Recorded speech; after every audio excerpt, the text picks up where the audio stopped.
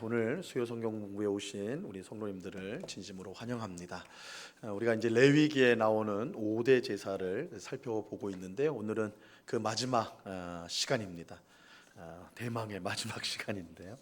우리가 지금까지 5가지 제사를 살펴보았습니다. 첫 번째가 번제, 그죠? 번제를 우리가 보았고, 두 번째가 소제고, 세 번째가 화목제, 네 번째가 속죄제, 그리고 이제 마지막 5번째가 속건제입니다. 우리가 이제 이 제사를 공부하면서 우리가 반드시 잊지 말아야 될 가장 핵심적인 게 있다고 그랬어요. 그거는 하나님은 자기 백성을 만나기를 간절히 원하신다. 이걸 꼭 기억하셔야 된다고 그랬어요. 이 제사 제도라든지 성막을 하나님께서 만든다, 성전, 성막 한다고 하실 때 하나님께서 다 하라고 하신 거거든요. 왜 하라고 하신 것이냐? 그의 백성과 만나기 위해서라는 것입니다. 성막을 왜 만드셨는가? 하나님이 그의 백성을 만나기 위해서. 만나려면 장소가 필요하잖아요. 그래서 이제 성막을 만든 건데, 그래서 성막을 다른 이름으로 회막이라고 한다고 그랬어요. 회막. 그래서 만남의 장막이란 뜻이에요. 그래서 우리 만남의 휴게소, 만남의 장소, 만남의 광장 뭐 이런 거 있잖아요. 그죠? 하나님께서 그의 백성을 만나기 위해서 회막, 성막을 만드셨습니다. 그런데 하나님께서 우리를 이제 만나신다고 할 때 우리에게 하나님을 만나지 못할 큰 장애물이 있다고 말씀을 드렸어요. 죄입니다. 죄가 있어요. 그러니까 하나님께는 장애물이 없어요. 하나님은 언제나 우리한테 오실 수 있는데 우리에게 장애가 있어요. 장애물이 있어요. 죄입니다. 죄. 우리가 죄인으로서 죄를 가지고 하나님을 만난다는 것은 사실은 그건 복이 아니라 저주이고 죽음이죠. 그래서 우리가 하나님을 만나려고 하면 우리에게 있는 죄를 먼저 제거해 줘야 됩니다. 그래서 하나님께서 그것도 해결을 해 주시는 거예요. 그게 바로 성막에서 회막에서 드려지는 제사입니다. 제사. 그러니까 이 제사도 결국은 하나님이 우리를 만나기 위해서 우리에게 주신 거예요. 우리의 죄를 제사를 통해 제거하심으로 하나님을 만날 수 있도록 하신 것이다. 그래서 우리가 이제 이 5대 제사 또 성막에 대해서 우리가 생각할 때 그걸 갖고 있어야 돼. 하나님은 우리를 만나기를 저 간절히 원하신다. 그래서 오늘날 우리는 제사도 안 드리고 성막도 없죠. 이제 우리는 예배당에서 모여서 예배를 드리는데 주일날 예배 나올 때 우리가 꼭 기억해야 될 거는 하나님이 우리를 만나기를 원하신다. 그래서 제가 늘 몇 번 말씀드렸어요. 인상 쓰고 오지 마시라고. 그 전에 하나님 우리를 간절히 만나기를 원하셔서 딱 했는데 5만 인상을 다 쓰고 오면 하나님은 난감하시겠죠, 그죠? 우리도 기쁨으로 하나님께서 우리를 기쁨으로 만나기를 원하시는데 우리도 기쁨과 즐거움으로 하나님 앞에 나와야 된다. 그래서 우리가 이 제사 제도를 생각할 때 그 부분을 꼭 생각을 해야 돼. 우리가 이제 번제 간략하게 우리 복습을 좀 하자고요. 번제 첫 번째 이제 제사가 번제였는데 번제는 특징이 뭐예요? 제물을 다 태워버리는 거예요. 가죽을 빼고 가죽은 벗겨서 제사장이 가지고 나머지 제물은 다 태우는. 그래서 값비싼 제사, 가장 값비싼 제사가 번제입니다. 다 태워버리니까 이거는 첫 번째로는 이 헌신, 전적인 헌신. 하나님을 향한 전적인 헌신을 상징하는 제사입니다. 우리의 모든 것이 하나님의 것입니다. 드려지는 것이 번제고, 또 한 가지는 이 번제는 매일 드려졌어요. 회막에서 성막에서 매일 드려지는 제사였습니다. 그래서 상번제라고 부릅니다. 이것은 우리의 삶에 일주일에 한 번 공예배, 주일 오전에 있는 공예배만 드리면 우린 예배 드릴 거 다 드렸다, 그게 아니라고 그랬죠. 월요일부터 토요일까지 우리가 있는 모든 시간 속에서 우리는 삶의 예배를 드려야 된다. 이 번제가 우리에게 그것을 가르쳐 주고 있습니다. 이게 이제 번제의 큰 의미로서 우리가 번제고, 두 번째 소제는 우리가 이제 소제를 기억할 때 이거는 곡식으로 드리는 특징이 있죠. 곡식을 드리는데 이 곡식을 제사장이 한 웅큼을 집니다. 한 웅큼을 져가지고 그것만 태우게 돼 있습니다. 나머지는 이제 제사장들이 갖게 되는데, 자, 이 한 웅큼, 제사장이 한 웅큼 뭐 이렇게 뜨든지 이렇게 집든지, 학자들마다 달라요. 조금 집든지 뜨든지 해가지고 제단 위에서 불 태우는데, 이때 제사장이 손으로 가지는 그것을 일컬어서 기념물이라고 했죠. 이 기념물이라는 것은 하나님으로 하여금 기억하게 하는 것이다, 그러는 거예요. 그러니까 이 소제를 드릴 때 하나님이 소제를 드리는 사람을 기억하는 거예요. 하나님으로 하여금 이 소제물이 기억나게 하신다는 거예요. 근데 성경에서 이 기억은 하나님이 기억하신다라는 것은 많은 부분 구원과 연관이 돼 있어요. 구원과. 그래서 이 노아의 홍수 때 다 이제 홍수가 끝나고 이제 했을 때 하나님께서 노아와 방주에 있는 동물들을 기억하셨다. 이 말은 그들을 이제 구원하신다. 이렇게 의미가 있죠. 또 출애굽 이 이스라엘 백성들이 막 400년의 그 노예 생활에 고통당할 때 사람들이 막 울부짖었죠. 그때 하나님께서 이스라엘 백성들을 기억하셨다.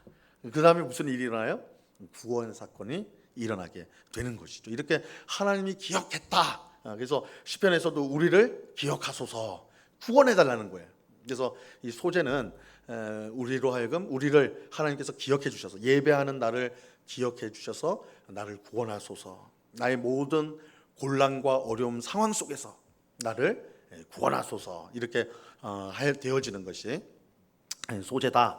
소제에 그런 의미가 있다라고 말씀을 드렸습니다.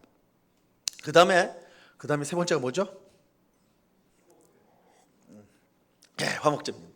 역시 우리 장로님이 화목제는 말 그대로 화목하게 하는, 그죠? 그래서 여러분 제가 그 새벽기도회 때도 말씀을 드렸는데 딱 이 화목제 하면 딱 떠올리는 단어가 있어야 된다고 그랬어요. 딱 떠올리는 잔치라고 그랬어요. 잔치, 잔치국수, 잔치를 생각할 잔치. 이 화목제는 유일하게 제물을 하나님께 드렸으면 보통은 다른 제사의 경우는 그 제물이 번제는 다 태워지는 것이고 나머지는 제사장 몫으로 가게 됩니다. 그런데 화목제는 제사를 드린 사람이 도로 받아요. 대부분을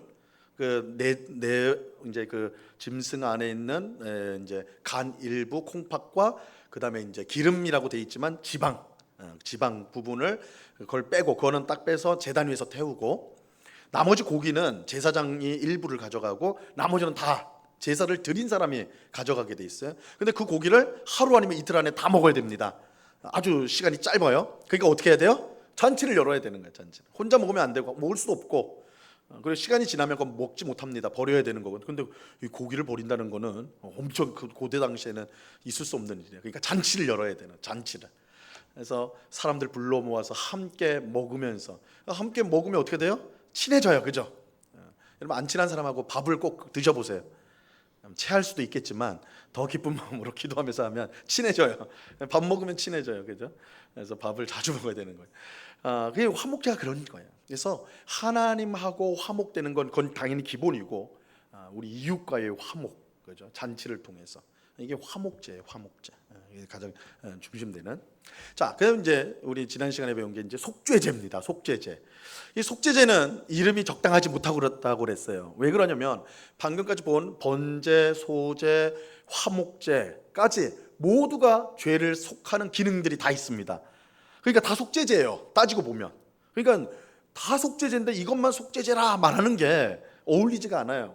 그래서 내용들을, 속죄제의 내용을 한번 잘 살펴보니까 이게 속죄도 물론 죄를 속하는 기능이 물론 강하지만 또 한 가지가 뭐냐면 깨끗하게 정결하게 하는 거예요. 정결하게. 그래서 정결제라고 부르는 것이 옳겠다.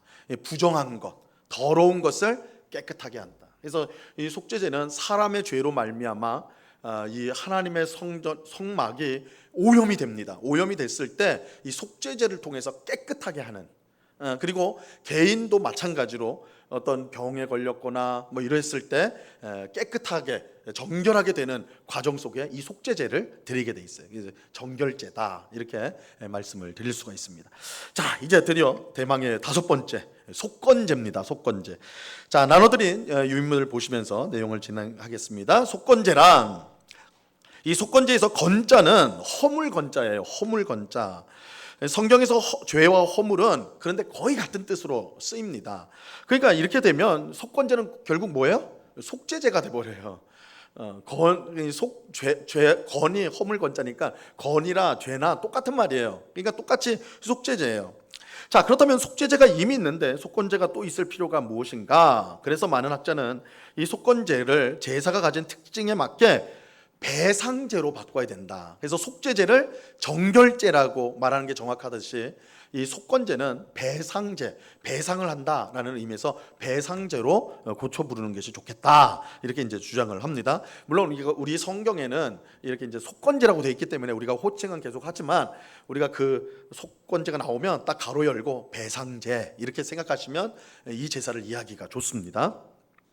실제로 속건제는 하나님과 사람에게 어떤 손해를 끼쳤을 때 배상하는 차원에서 드리는 제사예요. 자, 그래서 굵은 글씨로 한번 보시면 누구든지 여호와의 성물에 대하여 부지 중에 범죄하였으면 여호와께 속건제를 드리되, 그죠? 성물에 대해서 어떤 손해를 끼치고 피해를 끼치면 속건제를 드려야 됐어요. 또 누구든지 여호와께 신실하지 못하여 범죄하되 곧 이웃이 맡긴 물건이나 전당물을 속이거나 도둑질하거나 착취하고도 사실을 부인하거나 남의 이런 물건을 줍고도 사실을 부인하여 거짓 맹세하는 등 사람이 이 모든 일 중에 하나라도 행하여 범죄하면 그 거짓 맹세한 모든 물건을 돌려보내되, 그죠? 남의 것인데 그거를 부인하고 이거 내 거야 막 이렇게 한다거나 거짓 맹세로 하나님께 이거 나 하나님께 맹세 이거 내 거야 너 거 아니야 이렇게 했을 때 그것이 이제 자신이 깨닫고 이제 내가 잘못 죄를 졌구나 이렇게 됐을 때 먼저 뭘 해야 되냐면 돌려줘야 되는 거예요. 물건을 돌려줘야 돼요. 돌려주는데 그 본래 물건의 5분의 1을 더하여 돌려줘야 돼요. 배상을 하는 거예요. 배상을, 그죠? 잘못한 것에 대해서 배상을 하는 겁니다. 그리고 속건제물을 여호와께 가져갈지니 이렇게 돼 있어요. 그래서 속건제는 위법한 일을 회복하는 것과 관련되어 있기 때문에 위법하지 않은 손해를 끼쳤을 때 하는 보상과는 다른 겁니다. 그래서 보상은 내가 죄를 저지르진 않았어요. 근데 죄는 아니지만 어쨌든 손해를 끼치게 된 거예요, 상대방에게. 그래서 보상을 해줍니다. 보상. 근데 우리가 죄를 지어서 손해를 끼쳤다, 이 경우에는 배상이라고 하는 거예요. 그거에 대해서 위법한 일을 했을 때. 그래서 이 경우는, 이 속건제를 드리는 경우는 분명히 법을 어긴 경우입니다. 그래서 보상제라고 하면 안 되고 반드시 배상제라고 그렇게 됩니다. 그래서 이렇게 말씀하는 이유가 우리 성경에 이제 보상이라고 돼 있어요. 5장 16절에 보면 성물에 대한 잘못을 보상하되 이렇게 돼 있는데, 이 보상은 사실은 엄밀하게 말하면 배상으로 바꿔야 되는 거예요. 이거는 죄를 졌기 때문에, 위법했기 때문에 이제 그거를 갚는 것이기 때문에 이거는 배상이 되는 겁니다. 배상. 자, 그래서 이게 우리가 이제 성경을 보면, 제가 이제 레위기를 지난 여름에 이제 신학교에 가가지고 2주 동안 집중해서 배웠잖아요. 그 교수님이 이제 농담 비슷하게 하신 말씀이 그래요. 한국말로 된 레위기를 읽고 다 깨달았다 하는 사람은 사기꾼이래요. 이거 자기는 이 신명기를 몇십 년간 연구를 했는데도 한글로만 읽으면 자기는 무슨 뜻인지를 아직도 모르겠다는 거예요. 그러니까 이 번역할 때 쉽지 않은 부분들이 있어요. 실제로 이게 이제 레위기가 우리가 모세가 하나님께서 모세를 통해 기록하였다라고 보면 지금부터 3,400년 전에 기록된 것입니다. 그러니까 3,400년 고대 근동, 이 한반도도 아니고 고대 근동에서 기록되었기 때문에 이 레위기에 나오는 수많은 짐승들 혹은 나무들 뭐 이런 거 있잖아요. 그것들이 우리가 번역할 때 우리 번역자들은 사실 그 나라 사람이 아니거든요. 우리 사람이잖아요, 그죠? 그러다 보니까 우리가 본 것만 아는 거예요. 그거를 가지고 이게 이거였겠구나 이렇게 생각을 하는 것이지, 엄밀하게 말하면 이게 맞지는 않는 거예요. 엄밀하게 말하면. 그래서 이제 여기에 대한 이제 사전도 막 나오고 그래요, 요즘에는. 정확하게. 그러니까 이게 이제 번역을 할 때 이제 한계가 있다, 이 정도로만. 그렇다고 이제 야 이거 엉터리다 이러면 안 되지만 어느 정도 한계가 있어서 저희가 이제 성경 공부할 때 이렇게 이제 속죄제는 이제 속죄제는 정결제로 하는 게 옳습니다 이럴 때 어떻게 목사님이 성경에 나온 말을 저렇게 바꾸려고 하냐고 이렇게 생각하실 수도 있어요, 그죠? 근데 이 번역에 한계가 있어서 그런 거예요, 이 번역을 하시는 분들이. 그래서 사실은 성경은 계속해서 번역이 되고 있어요. 그러니까 우리 지금 개역 개정 보고 계시죠? 그전에는 개역 성경이었죠. 개역 개정도 있고 1990년대는 기억하실지 모르겠어요. 표준 세번역이 있었어요. 표준 세번역. 그거는 7년 동안 여러분 성경 번역하는데 돈이 엄청 듭니다. 뭐 몇 억 드는 게 아니라 100억 이상이 들어요. 그 각 교단에서 학자들이 다 투입이 돼가지고 그럼 한 7, 8년을 그렇게 하는 거예요. 그러니까 굉장히 큰 사업이에요. 근데 이 표준 세번역 여러분들 혹시 갖고 있으신지 모르겠는데 그거 보면 딱 우리가 쓰는 말로 돼 있어요. 그랬습니다, 저랬습니다. 우리는 가라사대, 이르시되 막 쓰지도 않는 말들이 많이 나와 있는데 그걸 다 고쳐버린 거예요. 그래가지고 이제 다 의욕적으로 내놨어요, 한국교회. 근데 성도들이 딱 읽더니 야 이게 무슨 성경이냐, 이게 너무 가볍다는 거예요, 그죠? 맨날 가라사대, 그랬느니라 저랬느니라 했는데 그랬습니다, 아닙니다 뭐 이렇게 되니까. 그래서 성경을 교회들에서 안 받아들였어요. 그래서 이 표준세 번역이 공중에 떠버린 거예요. 떠버렸어요. 그래서 그걸 또 이제 또 개혁한다고 계속 하는데 쉽지가 않아요, 사실은. 근데 어쨌든 그래서 여러분 한글 성경이요, 이 우리가 보고 있는 성경만 있는 게 아닙니다. 사실은 많아요. 영어 성경은 훨씬 더 많습니다. 훨씬 더 많습니다. 그래서 이 종류가 굉장히 많습니다.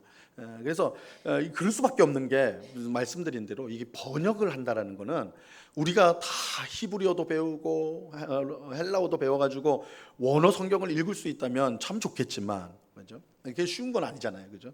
그러다 보니까 우리말로 된 성경을 봐야 되는데 그러면 이게 번역이 되어져 있기 때문에 아무래도 이제 정확하지 못한 부분이 있을 수가 있는 겁니다. 그래서 우리가 성경 공부를 통해서 그런 부분들은 뜻을 좀 더 밝히는 것이 필요한 것이죠. 그래서 특히 레위 같은 경우가 굉장히 이제 까다로운 거예요. 번역하기도 까다롭고, 왜냐하면 우리나라에 없는 짐승, 동식물을 번역하려다 보니까 이제 좀 어긋나게 되어버리는 겁니다. 또 성격도 그렇게 돼버리는 것이고요. 심지어 우리는 한자어도 많이 들어와 있기 때문에 성경에 우리가 이제 이 번역하는 분들이 이제 당시에 이제 중국어 성경을 또 참고를 했기 때문에 거기에 이제 중국어 또 우리가 한자 문화권이기 때문에 한자어가 많이 들어와 있어요, 성경 안에. 그러다 보니까 이게 원래 뜻하고도 또 어긋나는 부분도 있고 이게 복잡해요, 좀. 그렇기 때문에 우리가 성경은 이 자체를 우리가 존중하되, 그러나 이렇게 성경 공부를 통해서 좀 미진한 거 또 채워줘야 될 부분들은 채워야 되는 것이죠. 자, 그러면 속건제의 특징을 한번 보도록 하겠습니다. 속건제의 특징. 첫 번째 보시면 속건제의 가장 중요한 기능은요, 죄를 빚으로 표현하고 있다는 거예요.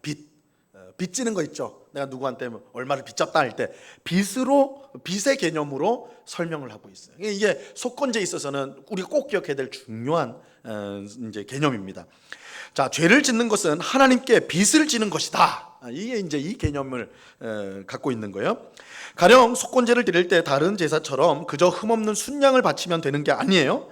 뭐라고 돼 있냐면 송소의 세겔로 몇 세겔 은에 상당한 흠 없는 순양을 드려야 되는 거예요. 그러니까 다른 제사들은 번제부터 다른 제사들 속죄제까지 다른 제사들은 그냥 흠 없는 순양, 흠 없는 수소, 흠 없는 염소 이렇게 됐잖아요.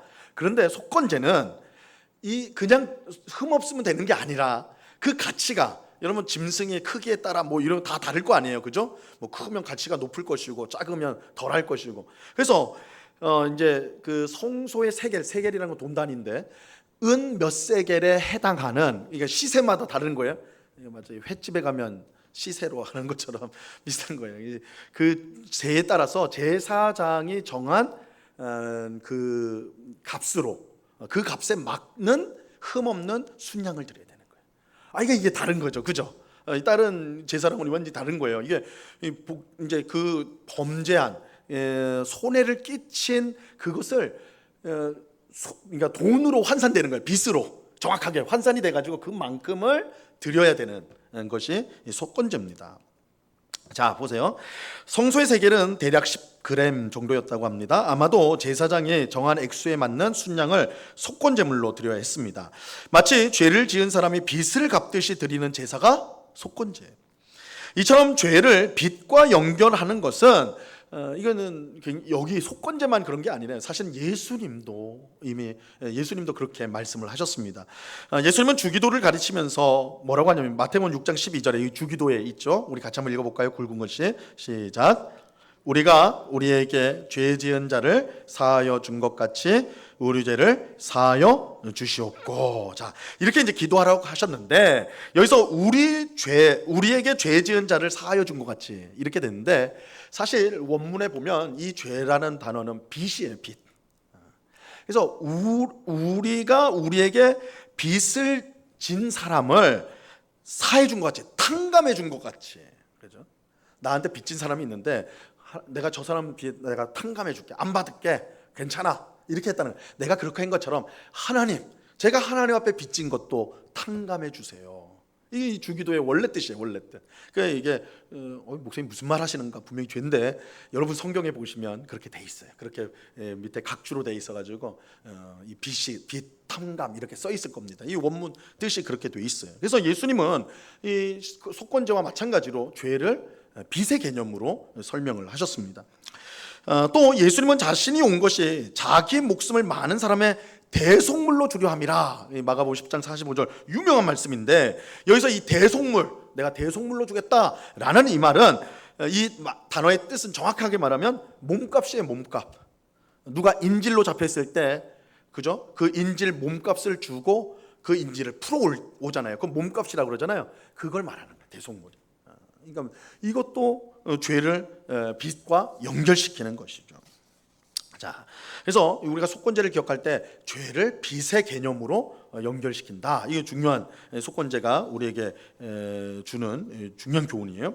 자, 두 번째, 속건제는 여호와께 신실하지 못하여 범죄하였을 때 드린 제사입니다. 6장 2절에 그렇게 여호와께 신실하지 못했다라는 표현이 나오는데, 사실 5장 15절에도 이 똑같은 말이 써여졌는데, 원어로는. 근데 우리 성경은요, 번역을 바꿔버렸어요. 뭐라고 됐냐면 부지 중에 범죄하였으면. 그러니까 이게 우리 한글로 보면 완전히 다른 뜻인데 사실은 같은 단어를 썼어요, 원래. 그러니까 번역을 좀 오락가락 해버린 거예요, 이 경우도.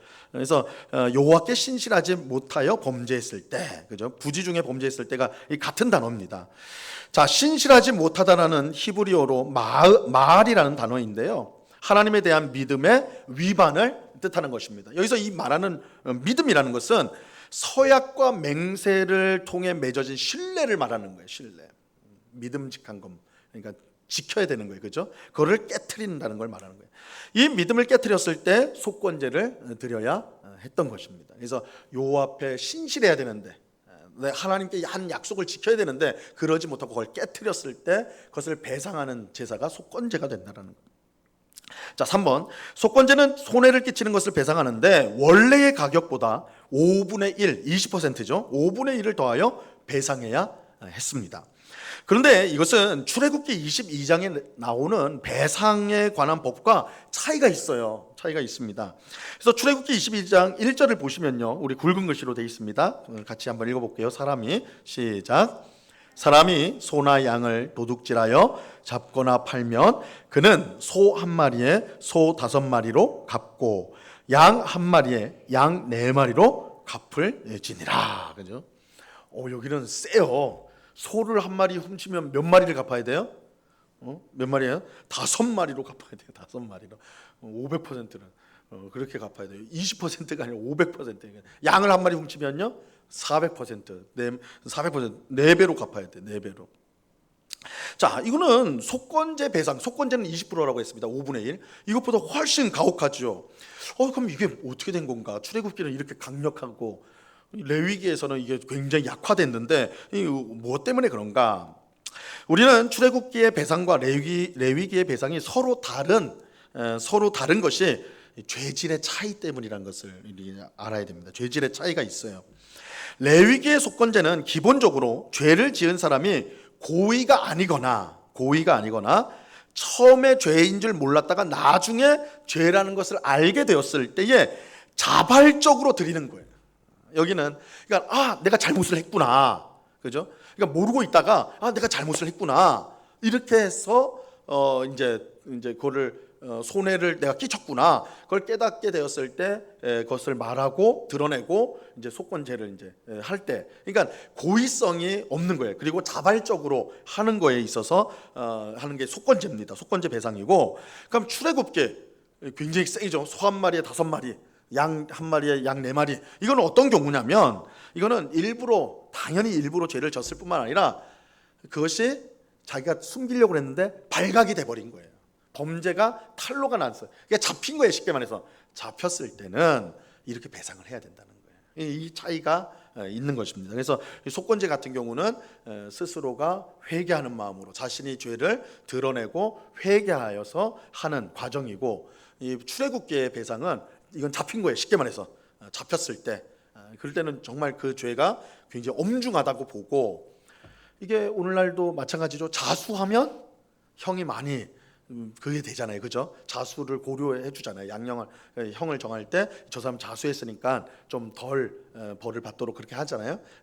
좀 비슷한 개념이에요. 그래서 이 속건제 같은 경우는 자신이 깨닫게 되고, 그러니까 아주 막 악랄한 마음을 가지고 막 한 것보다는, 물론 그런 요소도 있긴 합니다. 없진 않은데, 그것보다는 모르고 혹은 이제 악한 마음으로 했더라도 자기가 스스로 깨달아 가지고 이거 내가 죄를 졌다 이래 가지고 회개하는 심정으로 할 때 이 속번제 이제 배상이 이루어지는 것이고, 전혀 그렇지 않고 나쁜 짓 했는데 발각이 됐어요. 잡혔어요. 그러면 이 출애굽기 배상으로 그렇게 진행이 되는 것입니다. 이런 죄질의 차이에 있어서 이런 차이가 있다라는 것 볼 수가 있습니다. 자, 속건제의 종류가 세 가지 이제 종류가 되는데요. 첫 번째, 여호와의 성물에 대하여 부지 중에 범죄한 경우입니다. 이 여호와의 성물이 뭐냐? 성물이 거룩한 물건인데, 첫 번째, 제물 중에 제사장의 몫으로 구별된 것, 이게 이제 성물입니다. 성물. 그래서 22장 16절에 보면 그들이 성물을 먹으면 그 죄로 인하여 형벌을 받게 될 것이다. 제사장이 성물을 먹어버리면 그게 죄가 되는 거예요. 두 번째, 하나님께 봉헌된 모든 물건이 성물입니다. 그래서 동물을 바친다거나, 그죠? 집을 바친다거나, 밭을 바친다거나, 또 하나님께 드리게 되 있는 11조 이런 것들을 그런 것들이 하나님의 것으로 이미 드려졌는데 그것에 손해를 끼치면 성물을 이제 손해를 끼친다 할 수가 있는 것입니다. 자, 여호와의 성물에 대한 범죄는 여호와께 빚을 지는 것이고 마땅히 그 빚을 갚아야 합니다. 범죄로 인한 손해를 성물 가격의 5분의 1을 더하여 제사장에게 배상해야 됩니다. 하나님 앞에 직접 낼 수는 없으니까 제사장에게 내게 되어 있어요. 또 하나님께 순양을 속건 제물로 드리게 됩니다. 그래서 이 속건제는 제사만 딱 드리는 게 아니에요. 배상이 무조건 들어가는 겁니다. 배상이.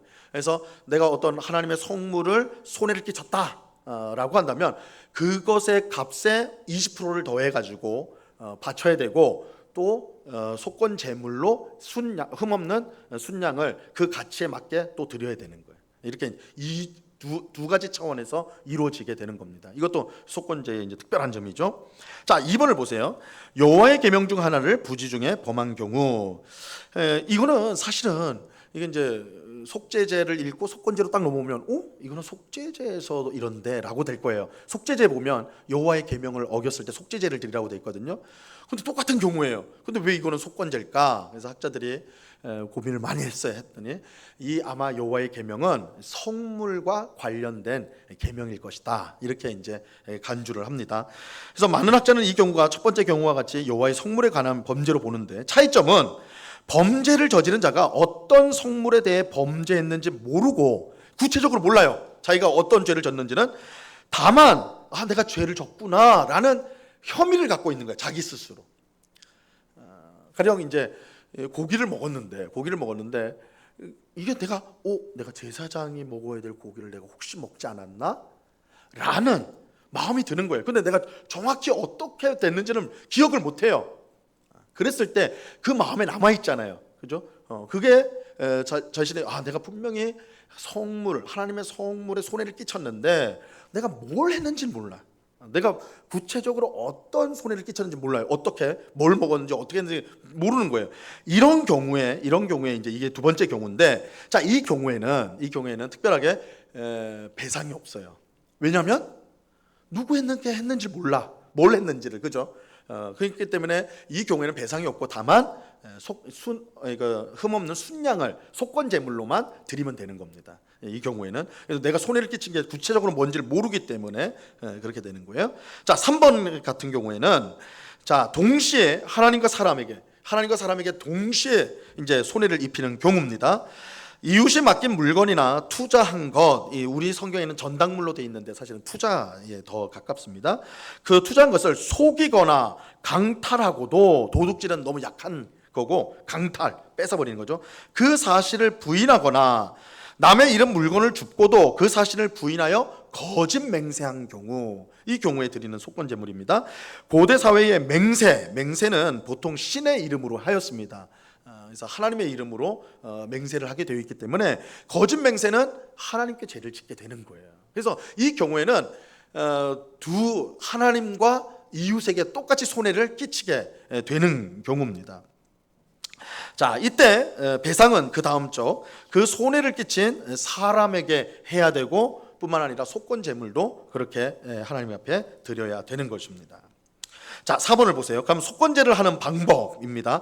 이제 세 가지 종류가 있으니까 세 방식이 각각 되는데요. 1번 보시면 어떤 사람이 여호와의 성물에 대하여 부지 중에 범죄했을 때 제사장이 지정한 가치를 따라 흠없는 순양을 양떼 중에서 끌어다가 속건 제물로 이제 드려야 됩니다. 성물에 대한 잘못을 배상하기 위해 성물값의 5분의 1을 더하여 제사장에게 줍니다. 그러니까 사실은 원래 대부분의 제사는 1번에서 끝나는 거예요, 그죠? 하나님 앞에 제물을 가져서 제사를 드리면 끝나는데 속건 제물은 이제 배상이 이루어져야 되는 거예요. 2번이 이게 특징이에요. 3번, 제사장이 속건제의 순양으로 그를 위하여 속죄하면 사함을 입었다. 이제 이 속건제가로 인해서 그 사람이 사함을 입은 거예요. 용서를 받은 거예요. 2번, 어떤 사람이 여호와의 계명 중 하나를 부지중에 범했을 때, 자, 이 경우 이 사람은 정확히 어떤 성물에 범죄했는지를 알지 못한다. 다만 범죄했을 것이라는 의식을 가지고 있는 거예요. 2번, 배상해야 될 성물이 무엇인지 알지 못하기 때문에 성물에 대한 배상은 없고, 이게 특징이에요. 성물에 대한 배상이 없어요. 제사장이 지정한 가치대로 양떼 중 흠없는 순양을 속건 제물로 드리면 되는 것입니다. 그러면 이제 속죄한즉 사함을 받게 돼요. 자, 3번, 어떤 사람이 이웃에게 손해를 끼쳤으면서도 부인하거나 거짓 맹세하는 범죄를 짓고 그 죄를 깨닫게 되었을 때, 1번, 이웃의 물건을 돌려보내야 돼요. 이웃의 물건을 돌려보낼 때 그 본래 물건의 5분의 1을 더하여 배상을 해야 됩니다. 배상을 해야 되는 거예요. 2번, 속건 제물로 제사장이 지정한 가치대로 양떼 중 흠없는 순양을 제사장에게 가져갔습니다. 제사장은 여호와 앞에서 그를 위해 속죄하고 그는 사함을 받게 되는 것입니다. 그래서 이 속건제는 두 차원에서 이루어진다. 두 차원에서. 그래서 자기가 여호와의 성물을 훼손했을 때, 손해를 끼쳤을 때, 혹은 다른 사람의 소유를 손해를 끼쳤을 때 배상이 이루어져야 돼. 거기에 대한 1차적으로 배상이 이루어지고, 또한 하나님 앞에 이제 흠없는 순양을 속건제물로 드려야 되는, 이 두 가지 차원에서 제사가 진행이 된다. 이것이 속건제의 특징입니다. 자, 마지막으로 속건제가 주는 교훈을 우리가 이제 살펴보도록 하겠습니다. 세 가지로 살펴보겠는데요. 처음에 죄는 갚아야 할 빚과 같다. 이게 이제 속건제의 중요한 개념이라고 그랬죠. 우리는 은혜로 구원을 받았습니다. 하지만 구원의 은혜를 베푸시는 하나님은 큰 희생을 감당해야 했습니다. 그러니까 우리 쪽에서는 은혜예요. 우리는 그저 받는 거예요. 그러나 그것이 그저 우리가 받았다고 해서 그저 된 건 아닙니다. 하나님께서 우리에게 은혜를 베푸신다고 할 때, 구원을 주신다고 할 때, 그 구원은 하나님께서 자신의 독생자 예수 그리스도의 생명을 십자가에 내놓는 것을 통해서 이루어진 것입니다. 사도 바울은 예수님의 십자가 죽음을요, 우리의 빚을 탕감한 사건으로 표현을 하였습니다. 자, 골로새서 2장 14절 말씀, 우리를 거스르고 같이 읽어봅니다. 시작. 우리를 거스르고 불리하게 하는 법조문으로 쓴 증서를 지우시고 제하여 버리사 십자가에 못 박으시고. 자, 예수님의 십자가 죽음으로 우리를 거스르고 불리하게는 법조문으로 쓴 증서가 지워지고 없어졌다, 이렇게 말하죠. 자, 여기에 이 증서라는 말, 법조문으로 쓴 증서라고 되어 있는데, 이 원래 말의 뜻은 빚에 대한 증서예요. 이 증서라는 말이 빚 증서, 우리 빚을 지면 뭐 차용증이라고 하나요? 뭐 그런 거 써야 되잖아요, 그죠? 그거 말하는 거예요. 그 빚에 대한 증서를 여기서 말하는 거, 그것을 십자가에 어떻게 해요? 못 박아 버리고 그것을 없애 버렸다는 거예요. 예수님의 십자가 죽음으로 우리의 빚이 탕감받았다, 사라졌다라는 것입니다. 하나님은 우리 힘으로 도저히 갚을 수 없는 엄청난 빚을, 이제 죄죠, 그죠? 빚을 예수님을 통해 깨끗이 청산해 주셨습니다. 우리는 더 이상 빚진 사람이 아니라 자유인이에요. 자, 죄를 빚으로, 이렇게 경제적인 표현으로 빚으로 표현한 것은 죄가 얼마나 끔찍한 것인지를 구체적으로 알려준다는 점에서 우리에게 유익하다라고 할 수가 있어요. 그래서 하나님께서 우리에게 하나님 말씀을 가르칠 때 우리가 이론적으로만 하면 잘 와닿지가 않잖아요. 그래서 하나님이 우리가 이해하는 수준으로 가르쳐주기 위해서 이런 장치들을 하는 것을 보게 돼요. 가령 예수님의 십자가 죽음, 예수님께서 십자가 사건을 뭐라고 했냐면 내가 너희를 위해서 흘리는 피고 우리 흘리는 피고 찢겨지는 몸이다라고 할 때 그것을 떡과 포도주로 비유를 하시잖아요. 그걸 이제 성찬을 통해 가지고, 그죠? 시청각 자료예요. 눈으로 보고 입으로 맛보고 느끼고. 그래서 예수님 십자가에서 일어난 사건을 우리가 이해하기 쉽게 감각적으로 할 수 있도록 성찬을 제정하신 거죠. 세례도 마찬가지. 세례도 물을 부어 가지고 우리의 죄가 씻긴다라는, 우리가 새 사람이 되었다는 것을 물을 통해 가지고 우리가 체감하는 거죠. 눈으로 보고 몸으로 느끼고 체감을 하게 되는 거예요. 마찬가지로 이 죄라는 것이, 죄가 빚일 수는 없죠. 죄하고 돈하고 무슨 관련이 있겠습니까? 근데 속건제가 죄를 이렇게 빚으로 표현한 것은, 이 죄라는 것이 우리의 삶 가운데, 이 이제 빚이라는 것이 사실은 우리 굉장히 현실적인 우리의 삶을 옥죄는 것이고 고통스럽게 하는 것이잖아요. 그것을 죄를 빚으로 표현함으로써 죄가 가지고 있는 우리의 끔찍함이나 우리를 아주 옥죄는 그것을 구체적으로 보여주는 것이다라고 할 수가 있는 것입니다. 그래서 우리가 계속 여기서 죄는 빚이다 해가지고 진짜 빚이라고 생각하시면 안 되는 거예요. 경제적으로 생각하시면. 그러니까 이 비유적인 것이죠. 자, 2번, 성도는 빚진 자 의식으로 살아야 된다는 것을 또한 교훈해 줍니다. 우리는 예수님의 십자가 죽음으로 죄의 빚을 탕감받았습니다. 그렇다면 우리는 어떻게 살아야 마땅할까요? 하나님께 빚진 자 의식으로 살아가야 됩니다. 우리가 하나님 앞에 항상 우리가 빚을 졌다, 이 의식을 가지고 살아야 된다는 거예요. 자, 그러면 이것은 우리가 하나님께 빚을 졌으니까 우리가 매일매일 하나님께 빚을 갚자. 내가 이번 주에 주일날 교회 왔으니까 그죠, 달란트 하나 받듯이 하나님 앞에 줄 하나 그어주고, 그죠, 옛날에 일수라고 하나요? 그런 거 수첩에다 하나씩 지워가는 것처럼, 우리 한 평생 살면서 일수 지우듯이 막 이렇게 그렇게 생각하기 쉬운데 그럴 수가 없죠. 여러분, 우리가 100년을 산다 하든 200년을 산다 하든 하나님이 우리에게 베푸신 그 은혜, 탕감받은 빚을 우리가 조금이라도 갚을 수가 없어요. 그건 있을 수가 없는 것입니다. 자, 그러면 어떻게 하는 것이 빚진 자 의식을 가지고 살아가는 건가? 빚을 갚는 것인가? 마태복음 18장 23절 이하에 나오는 예수님의 비유가 이것을 잘 가르쳐 주는데요. 제가 특별 새벽 기도회 때도 이 말씀을 드렸습니다. 어느 종이 임금에게 1만 달란트를 빚졌어요. 달란트는요, 매번 많이 들으셨죠? 그래서 우리 계산으로 하면 3억에서 한 6억 정도 되는 굉장히 큰 거예요. 근데 그거를 10,000달란트래요. 그럼 조 단위가 넘어가요. 이렇게 돼 버리면. 근데 이게 이제 요즘 시대는 굉장히 부자들은 재산이 몇 조도 있고 이러니까 조도 옛날에는 억만 해도 억 그랬는데 요즘은 억은 억 아니죠. 그죠? 그냥 그런가 보다 무감각하죠. 그죠? 조도 이제 그런 것 같아요. 몇 조다 하도 그런 얘기 들으니까 별로 안 커 보이는데, 그러다 보니까 이게 이제 이 1만 달란트도 되게 축소할 수가 있는데, 이 고대 사회에서 이 정도 1만 달란트라는 것은 사실은 이거는 상상할 수 없는 액수예요. 이건 국가 간에 거래되던 게 이제 수백 달란트가 왔다 갔다 했습니다. 개인 간에는 이게 있을 수는 없는 거고, 국가 간에. 그러니까 이 채무라는 것은 사실 한 사람이 빚을 질 수 있는 그게 아니에요. 그러니까 이 1만 달란트를 빚졌다는 말은 이거는 지을 수 없는 빚을 진 거예요, 쉽게 말해서. 그러니까 이게 우리의 죄에 대한 비유죠. 우리가 하나님 앞에 얼마나 큰 죄인인가 했을 때 절대 용서받지 못하는 죄를 지은 사람들이에요. 우리가 해결할 수 없는 그 비유입니다. 그 비유. 그래서 1만 달란트를 빚졌다, 이거 절대 갚을 수 없는 액수라는 거예요. 자, 당연히 종은 빚을 갚을 수가 없었습니다. 근데도 종은 뭐라고 그래요? 내가 무슨 수가 있어도 다 갚겠습니다, 그러거든요. 철없는 우리랑 비슷해요. 하나님, 내가 주님을 위해서 살겠습니다. 그래서 내가 하나님 주시는 은혜 다 갚아겠습니다. 될 수가 없는 거예요. 그죠? 될 수가 없어요. 딱 유일한 길은 탕감해 주는 거예요. 탕감. 그래서 임금이 탕감을 해줘요. 그냥 용서해줘. 그냥 없애버렸다는 거예요. 없애버렸어요. 자, 그런데 문제는 다음에 일어납니다. 엄청난 빚을 탕감받은 종이 길을 가다가 자기에게 100데나리온 빚진 사람을 만나게. 이거 수백만 원 정도 돼요. 100데나리온이면. 종은 돈을 갚으라고 했고 친구는 기다려 달라고 그랬어요. 여러분 같으면 어떨까 하겠어요? 1만 달란트를 지금 탕감받고 신나게 나왔는데 나한테 몇백만 원 빚진 사람을 만났어요. 여러분 어떻게 하실래요?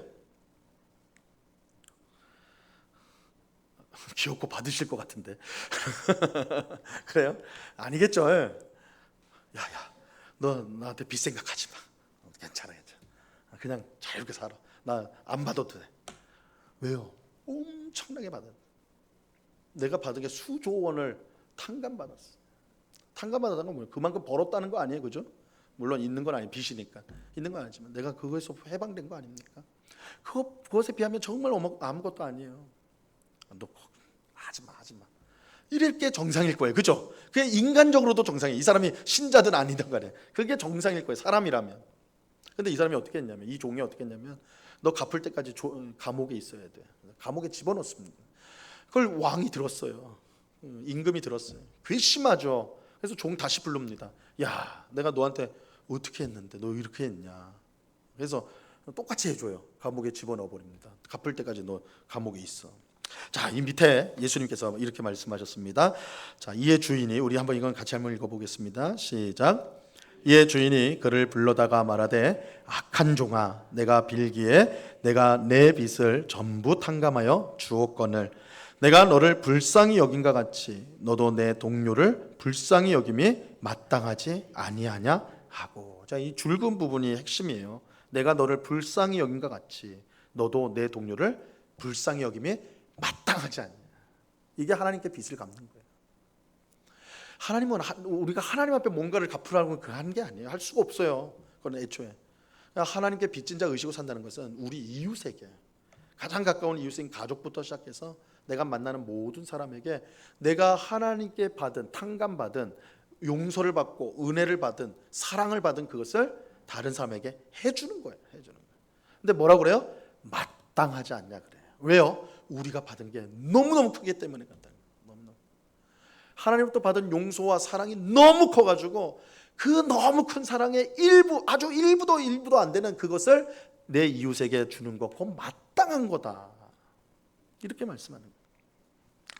하나님께 빚진 자 의식을 가지고 산다는 것은 하나님께서 나를 불쌍히 여겼듯이 다른 사람을 불쌍히 여기는 것입니다. 하나님께 받은 용서와 은혜를 다른 사람에게 똑같이 베푸는 것입니다. 그렇죠? 임금이 말한 대로 내가 너를 불쌍히 여긴 것 같이 너도 내 동료를 불쌍히 여기는 것이 마땅한 것이죠. 그러므로 우리가 다른 사람을 용서하지 못하고 계속 미워하는 것은 하나님 앞에서 빚진 자 의식으로 살아가는 것이 아니며, 하나님 앞에 이건 좀 무서운 말이죠. 괘씸한 일이죠. 이게 참 쉽지 않은 말씀이긴 해요. 그렇죠? 우리가 살아가면서 어떤 일들로 인해 갈등이나 어떤 이 사건으로 인해서 누군가를 미워하게 되고 그 갈등의 골이 깊어져서 그 미움이 증오 또한 분노, 그죠? 건너올 수 없는 강처럼 그런 관계가 되어버리는 그런 경우들이 곧잘 있잖아요. 근데 용서하십시오, 사랑하십시오라고 했을 때 그게 쉬운 건 절대 아니죠, 그죠? 근데 그럼에도 불구하고 오늘 이 예수님의 말씀은 다르게 해석할 수가 없어요. 만약에 다르게 해석할 수 있다면 그럴 수 있겠죠. 근데 아무리 생각해도 다르게 해석할 수가 없어요. 이건 너무 명백해요. 이 비유의 해석은 너무 명백해요. 1만 달란트라는 거는 우리가 갚을 수 없는 빚을 하나님께 졌다라는 거예요. 근데 그 빚을 하나님이 어떻게 했다고요? 없는 걸 해주겠다는 거예요. 탕감이겠다. 그러면 나랑 우리 이제 이웃 간에 다른 사람과의 맺는 관계에서 빚, 그렇죠? 나를 억울하게 만들고 공격하고 해가지고 내가 미워하는, 근데 하나님과의 관계에서 하나님께 받은 것을 생각해 보면 이거는 아무것도 아니에요. 근데 우리는 그 사람을 잡아다가 감옥에 쳐놓고 난 너 절대 용서 못해, 넌 죽어야 결단이 나는 거야, 이렇게 한다면 하나님은 그런 우리를 괘씸하게 볼 수밖에 없지 않을까. 그렇죠? 오늘 말씀은 이 임금이 그렇게 말을 하잖아요. 너가 그 사람을 불쌍히 여기는 게 마땅하지 않냐, 마땅하지 않냐. 그래서 이 용서의 문제, 또 누군가를 용납하고 품어주는 문제가 쉽지 않지만, 그러나 이 우리가 하나님 말씀 앞에 우리를 세워야 돼요. 우리가 정말 하나님의 용서와 사랑을 받은 사람이라면 우리가 그렇게 하는 것이 대단한 그게 아니라 사실은 마땅한 거다, 마땅한 거다. 그래서 우리는 은혜가 은혜를 낳고 용서가 용서를 낳는 그런 삶을 살아야 돼. 하나님께서 우리에게 용서를 주셨기 때문에 우리가 그 용서를 가지고 용서를 하는 거예요. 하나님이 우리에게 은혜를 베푸셨으니까 그 은혜를 가지고 우리가 은혜를 베푸는 겁니다. 그러니까 하나님은 우리에게 주시지 않은 것을 하라고 명령하지 않으세요. 서로 사랑해라 할 때는 그 전제는 내가 너희 사랑하지 않니, 그러니까 내 사랑으로 너희가 서로 사랑하는 거에 맞는 거야, 이렇게 되는 거예요. 이렇게 되는 거예요. 그래서 우리가 빚진 자 의식으로 하나님 앞에서 산다라는 거라고 했을 때, 그것은 우리가 이웃을 향해서, 우리의 이웃을 향해서 하나님이 나를 용서한 것 같이 내가 용서하고 하나님께서 나를 사랑한 것 같이 사랑하는, 그것이 빚진 자 의식으로 사는 것이다. 이것을 우리가 꼭 기억을 해야 됩니다. 자, 3번입니다. 하나님과 사람 모두와 화목하기를 위해 힘써야 합니다. 속건제는 사람에게 손해를 끼친 사람이 하나님은 물론이고 사람에게도 배상해야 될 책임이 있음을 분명히 밝힙니다. 하나님과의 관계만큼 사람과의 관계도 중요합니다. 예수님은 산상수훈에서 이 사실을 강조하셨습니다. 우리 마태복음 5장 23절과 24절인데요. 같이 한번 읽어봅니다. 그러므로 시작. 그러므로 예물을 제단에 드리려다가 거기서 내 형제에게 원망 들을 만한 일이 있는 것이 생각나거든 예물을 제단 앞에 두고 먼저 가서 형제와 화목하고 그 후에 와서 예물을 드리라. 이 말씀은 우리가 산상수훈 말씀이 다 그래요. 조금만 생각해 보면요, 정말 어려운 말씀이에요. 산상수훈 말씀이 되게 좋은 말씀, 좋죠. 심령이 가난한 자는 복이 있나니 천국이 저들의 것입니다. 그러니까 좋은 말씀, 팔복으로 시작하니까 좋은데 이 말씀을 꼼꼼히 생각해 보면 너무너무 사실은 큰 도전으로 와요. 이게 하나님 나라의 법이거든요. 예수님이 선포한 하나님 나라의 법으로서 주신 게 산상수훈이거든요. 우리 생각하고 달라요. 예물을 제단에 드리려다가 지금 예배 드리는 거예요. 예배를 드리고 있다가 생각이 나는 겁니다. 아, 내가 누구한테 잘못했는데, 저 사람의 마음을 괴롭혔는데, 어렵게 했는데, 이 생각이 나면 어떡하라고요? 예배를 잠시 멈춰놓고 갔다 오라는 거예요. 그 사람하고 화해하고, 그죠? 그리고 다시 돌아와서 어떻게 하라고? 제물을 드려라. 예배를 계속 드려라. 이렇게 말하고 있어요. 물론 이게 이제 좀 우리 산상수훈 전체가 좀 약간은 가장법적으로 표현된 부분들이 있어요. 그러니까 막 여러분들도 예배 막 주일 오전 예배 드리는데 갑자기 생각났다고 막 나가시고 막 이러면 이거 참 그것도 참 곤란한 상황이 될 수 있어요. 그러니까 근데 이 말씀의 이 교훈은 분명하죠, 그렇죠? 그만큼 하나님을 예배하는 것만큼이나 화목한 게 중요하다는 거예요. 다른 사람하고 화목한 게 그만큼 중요하다. 우리가 굉장히 놓치기 쉬운 부분일 수 있어요.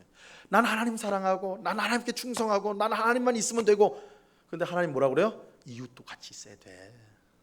이웃하고 사랑해야 돼. 이웃하고 같이 하나님을 예배하고 하나님 섬기고 그렇게 같이 해야 되는 거야. 너 혼자만 아니야. 하나님 그렇게 말씀하신다. 이웃에게 잘못했을 때 하나님 앞에 회개하면 해결된다. 아니다. 그 사람에게도 해결이 된다. 이제 아마 여러 번 들었겠지만 이제 밀양이라는 영화 있어요. 밀양이라는 영화가 그 영화 이제 뭐 자세하게 설명하기는 그렇고 어떤 한 여자가 자기 아들을 어떤 사람이 납치를 해요. 유괴해가지고 그냥 죽입니다. 근데 이제 이거 어머니가 이제 하나밖에 없는 아들을 잃어요. 유괴범이 근데 죽여가지고 근데 유괴범이 잡힙니다. 잡혀가지고 이제 감옥에 들어갔어요. 근데 이 여자 엄마는 그 과정 속에 고통스러웠는데 가정 속에 이제 전도가 돼서 예수님 믿는 사람이 됐어요. 그래서 막 신앙생활 열심히 했습니다. 너무 괴롭고 힘드니까. 그런데 이제 성도들이 옆에서 이제 몇 년 지나고 시간이 지났으니까 이제 그 사람을 용서해야 돼. 용서해 주자. 막 이렇게 이제 된 거예요. 예수님 용서해. 그래서 그 여인이 큰 결단을 해요. 그래, 내가 그 사람 용서해 주자. 내 아들 죽인 그 사람 용서해 주자. 교도소에 갔죠. 교도소에 가서 이제 딱 면회를 한 거예요.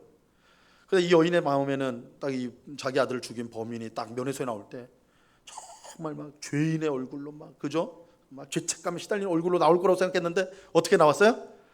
천사 같은 얼굴로 나온 거예요. 아주 편안해가지고. 여인 이제 놀래요. 여인이 놀라면서 그래도 내가 이제 신앙을 갖게 됐고 당신을 용서하게 됐다. 이렇게 말을 합니다. 그러니까 여인이 뭐라 그래요? 그 유괴범이 뭐라 그래요? 너무 고맙다, 감사하다. 그런데 나도 감옥에 들어와서 예수님 믿게 됐다. 하나님 내 죄 다 용서해 주셨다. 내가 얼마나 지금 편한지 모른다. 거기에 이 여인이 이제 충격을 받아가지고 이 밀양이라는 드라마가 그걸 이제 이제 아주 핵심적인 거거든요. 여인이 그래요. 내가 용서하지 않았, 내 아들을 죽인 유괴범을 내가 용서하지 않았는데 왜 하나님 먼저 용서하냐고 이렇게 절규를 해요. 사실 굉장히 고민점이 많은 영화인데 이 속건제 우리가 생각을 하면 이 유괴범이 회개했다 할지라도 완전히 잘못 생각한 거예요. 이 사람은 하나님께만 용서받으면 다 됐다고 생각을 한 거예요. 아니에요. 속건제가 가르쳐주는 게 아니라는 말이에요. 그 이제 범죄한, 손해를 당한, 고통을 당하는 그 사람에게도 회개가 이루어져야 되는 거예요. 배상이 이루어져야 된다는 거예요. 그 사람한테 가서 용서를 구해야 되는 거예요. 그러니까 그 범죄자는 하나님께 자기가 용서를 받았다는 그런 마음이 있다 할지라도 이 여인에게 용서를 구하는 게 옳았던 거예요. 끝까지 용서를 받을 수 있도록 힘쓰고 애써야 되는 것이죠. 그런데 나는 하나님께 용서받아서 나는 편안합니다 라고 하는 것은 이 속건제를 통해서 보는 메시지로는 완전히 잘못된 신앙이라는 것이죠.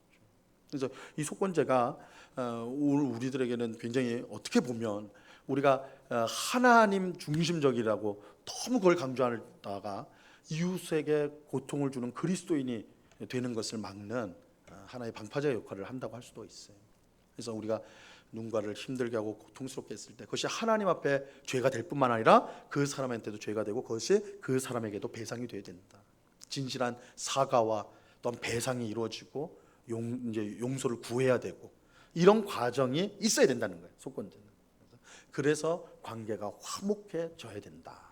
이렇게 말하고 있는 것입니다. 이런 점에서 이 속건제는 굉장히 우리에게 오늘 우리의 신앙생활을 어떻게 해야 되는가 중요한 메시지를 준다고 할 수가 있습니다. 자, 오늘까지 이렇게 해서 5대 제사를 전부를 살펴보았습니다. 같이 기도하겠습니다. 하나님 아버지 감사합니다. 오늘 속건제 주께서 이스라엘 백성에게 명령하셨던 속건제의 내용들을 우리가 함께 살펴보았습니다. 죄를 빚으로 이렇게 묘사를 함으로써 이 죄라는 것이 얼마나 끔찍한지 우리를 올가매는지 구체적으로 죄의 무서움을 또한 알려주시고 그런데 그 무서운 죄로부터 하나님이 우리를 사셔서 탕감해 주셔서 우리를 구원하시고 자유케 해주셨다는 사실.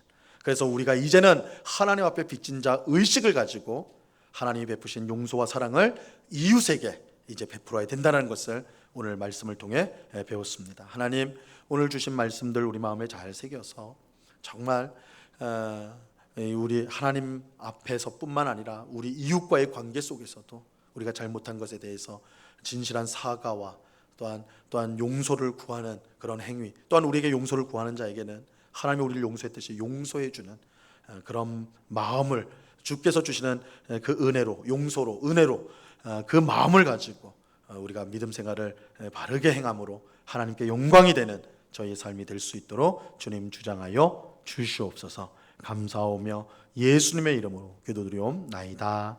아멘.